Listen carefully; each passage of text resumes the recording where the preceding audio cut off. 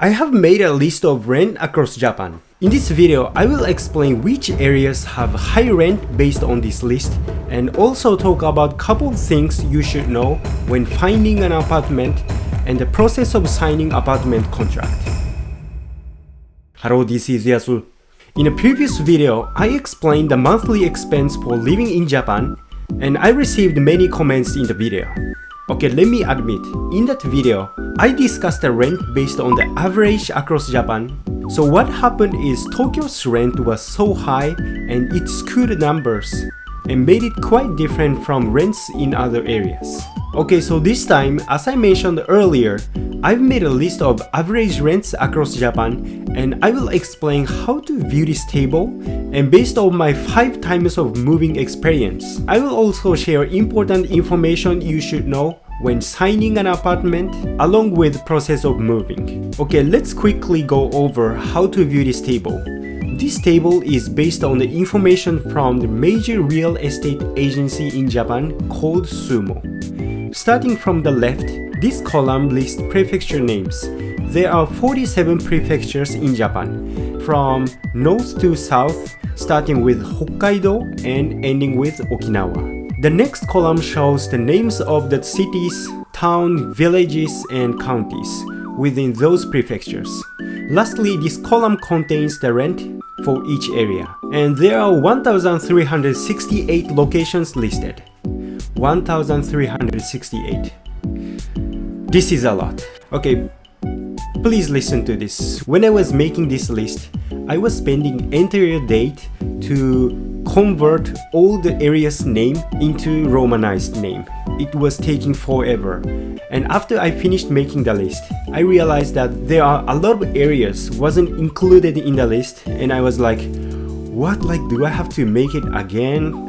And I realized that there is a tool, ChatGPT. I tried to ask ChatGPT, please make this old area's name into Romanized. And it finished within 30 minutes. Congratulations. Okay, anyways, one thing you might be wondering is what is LDK?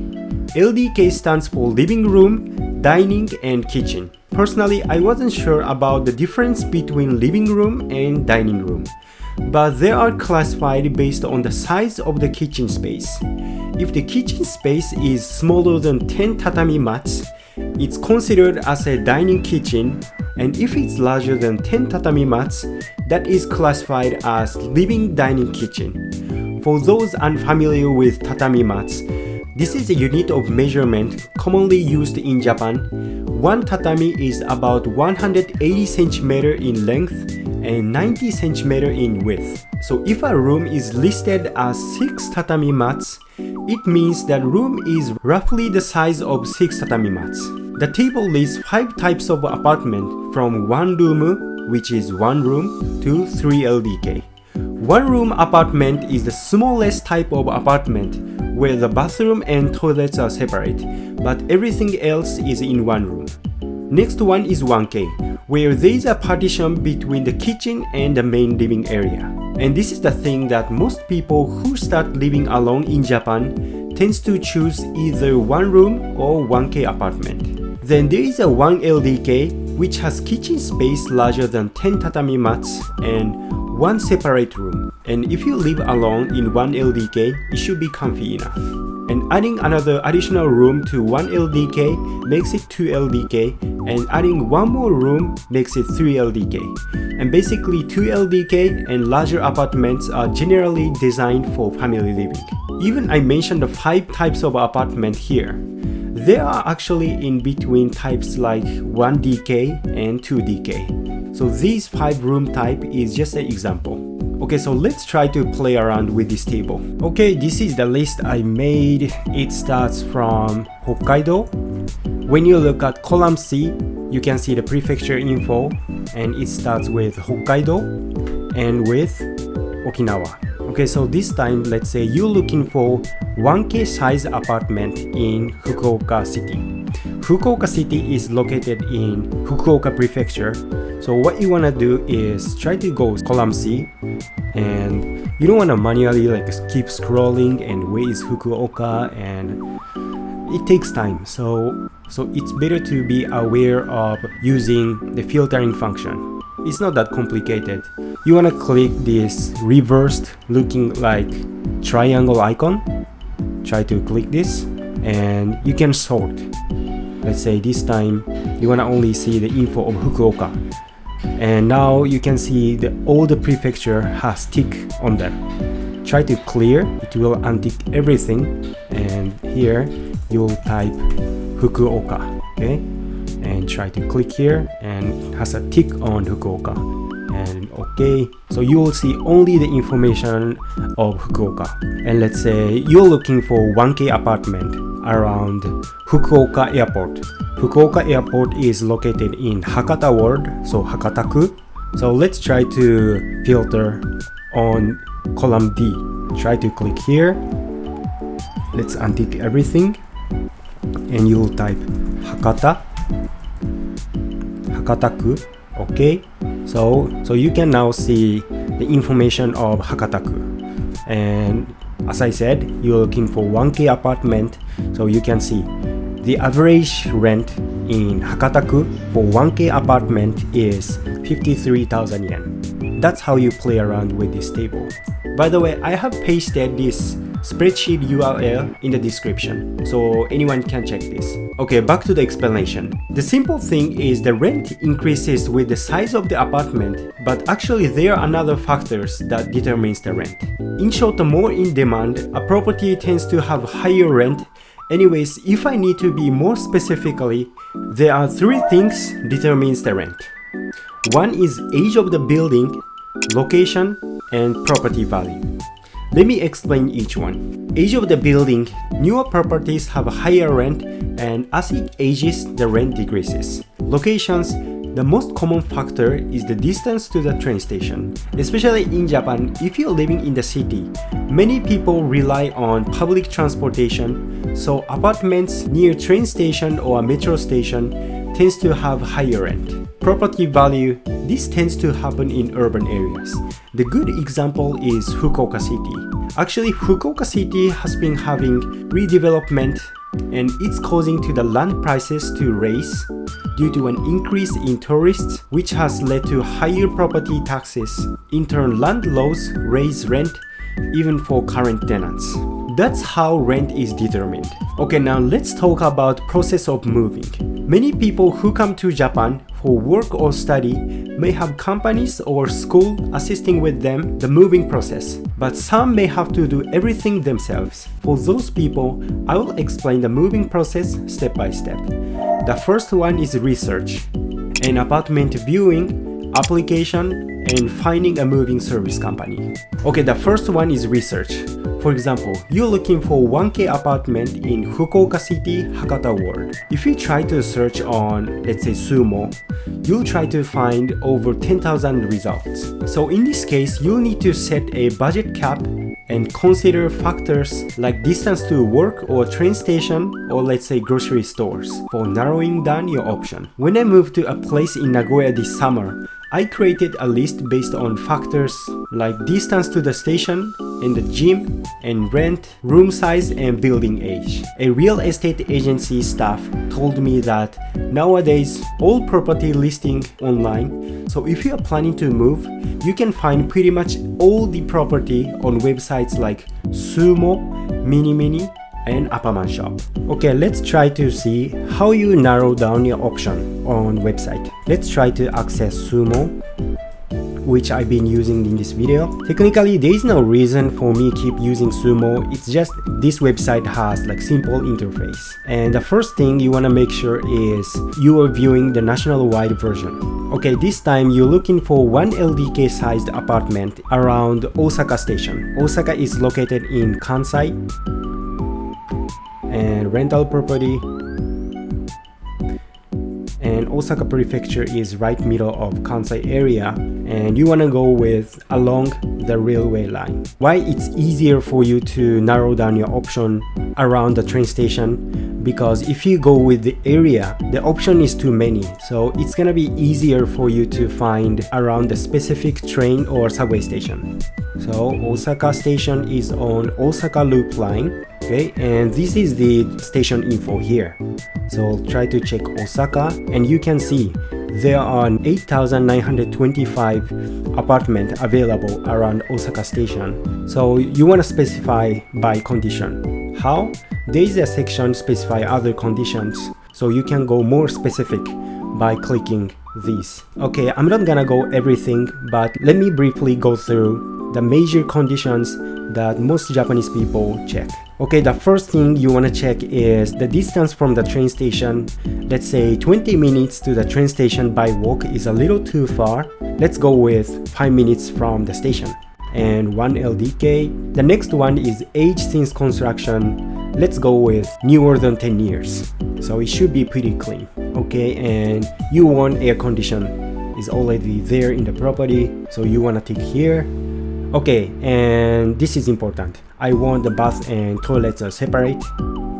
Okay, this is more important than having a separate bathroom and toilet. You know, like this washlet thing is must. No washlet, no life. What it does is showering your ass. Okay, here, condition for occupancy, ready to move in. Why there is an option for this? The thing is, there are some rooms are not currently vacant, and it will be vacant after a couple of months. But now you're looking for an apartment that is already vacant and ready to move in, so you want to tick here. Okay, I think this should be enough. Okay, let's try to search with this. Oh, it says there are no properties matches your criteria.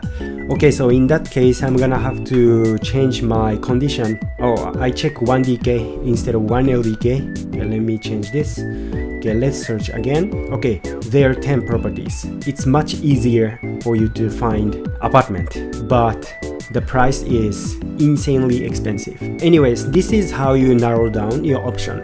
I know some of you might think it would be easier to just let a real estate agency to find a place for you, but there are two reasons why you should search on your own. The first is some properties are only handled by specific real estate agency. Let's say there are two real estate agency 1 and B. But there are some properties are only handled by real estate agency A. So let's say you chose to go real estate agency B office, and you're talking to the guy, and I'm looking for apartment in Hakata 1K size. He's not gonna give all the options that are available in that area. That's why it's better to search first on website.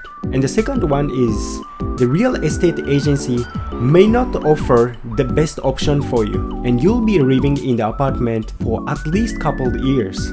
So it's better to spend for research until you're fully satisfied with it. Okay, the second one is apartment viewing. Once you've narrowed down your option, the next step is to schedule apartment viewing. You can have appointment for apartment viewing through real estate agency like Apartment Shop, Mini, or Able.